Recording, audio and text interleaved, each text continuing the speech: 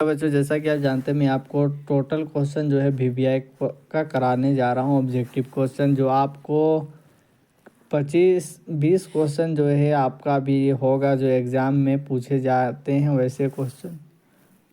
चलिए question number 1 को हल करते हैं। क्या कहता है, यूरोप का मरीज़ किसे कहा जाता था? तो यूरोप को मरीज़ तुर्की को कहा जाता था।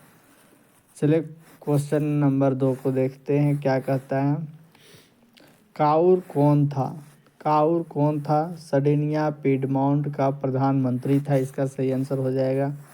अब देखिए तीसरा नंबर क्या कहता है। देखो बच्चों, वीडियो को पूरा देखिए। टोटल वीवीआई क्वेश्चन अगर आप पढ़ते होंगे तो पूरा पता चल रहा होगा कि वीवीआई क्वेश्चन है।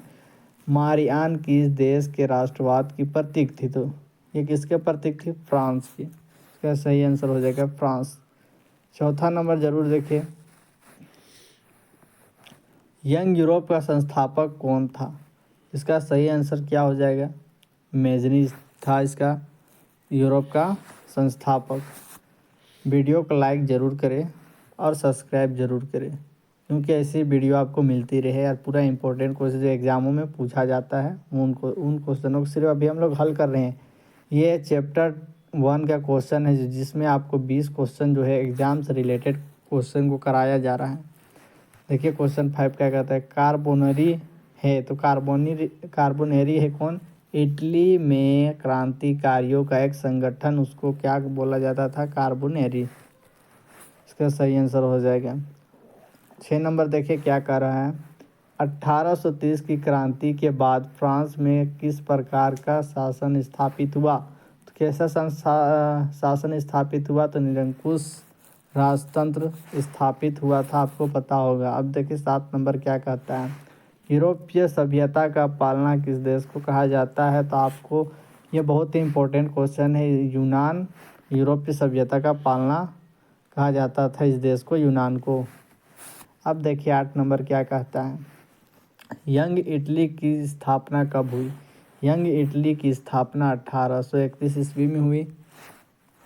इसका सही आंसर हो जाएगा। अब देखिए 9 नंबर क्या कहता है। तो कहता है, एक्ट ऑफ यूनियन किस वर्ष पारित हुआ? एक्ट ऑफ यूनियन आपको बहुत ही आसान ये क्वेश्चन था। 1707 में एक्ट ऑफ यूनियन वर्ष पारित हुआ था।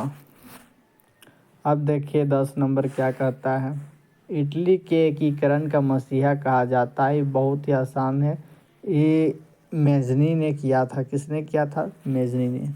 इसका सही आंसर हो जाएगा मेजनी। 11 नंबर देखिए क्या कह रहा है, इटली की स्थापना किसने की थी? तो इटली की स्थापना किसने की थी? जूसेपी मैत्सनी ने किया था। देखिए 12 नंबर क्या कह रहा है, सेडाओं के युद्ध में किसकी पराजय हुई? तो सेडाओं के युद्ध में जो है सर्डिनिया की नहीं, ऑस्ट्रिया की पराजय हुई। किसकी? ऑस्ट्रिया की पराजय हुई। अब देखिए 13 नंबर क्या कह रहा है, यूरोपीय राष्ट्रवाद से प्रभावित होकर किस भारतीय शासक जैकोबिन क्लब की स्थापना की? तो कौन थे? टीपू सुल्तान थे, जो यूरोपीय राष्ट्रवाद से प्रभावित होकर भारतीय शासक जैकोबिन क्लब की स्थापना किए थे। ये टीपू सुल्तान। अब देखिए 14 नंबर क्या कह रहा है, 1789 की क्रांति के समय फ्रांस का सम्राट कौन था? इसको आप कमेंट में ज़रूर बताएं, काफ़ी इम्पोर्टेंट है और आसान क्वेश्चन है। चलिए क्वेश्चन नंबर 15 को हल करते हैं। क्या कहता है, किस युद्ध के बाद जर्मनी का एकीकरण पूरा हुआ? तो जर्मनी का एकीकरण जो है सेडाओं का युद्ध के समय जर्मनी का एकीकरण पूरा हुआ, सेडाओं के युद्ध के समय। अब देखिए 16 नंबर क्या कहता है, फ्रांस की क्रांति का प्रमुख कारण था।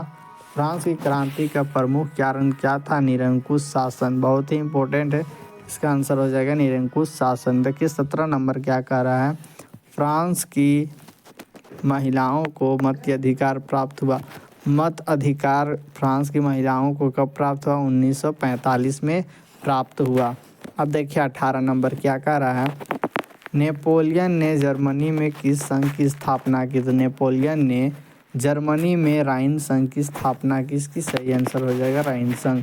19 नंबर देखिए क्या कहता है, मेजनी का संबंध किस संगठन से था। तो मेजनी का संबंध बहुत ही आसान क्वेश्चन, ये कार्बोनेरी संगठन से था। अब देखिए 20 नंबर क्या कह रहा है, नेपोलियन बोनापार्ट फ्रांस का सम्राट कब बना। तो नेपोलियन बोनापार्ट जो है फ्रांस के सम्राट 1804 ईस्वी में बना। इसका सही आंसर हो जाएगा।